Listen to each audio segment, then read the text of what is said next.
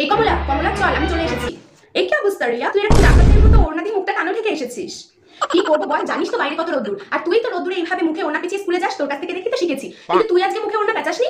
তখন তো আমার কাছে আমার স্পেশাল সামার স্কিন কেয়ার রুটিনটা ছিল না। তুই তো জানিস আমি ওয়ান এন্ড অনলি কমলা সুন্দরী বলে কথা, তো আমার তো একটা special summer skin care routine থাকতেই হবে। এই কারণে দেখতে পাচ্ছিস আমি এখন আর এই ওড়নাটা দিয়ে মুখ ঢাকছি না, আর আমার স্কিনটা কত সুন্দর গ্লো করছে।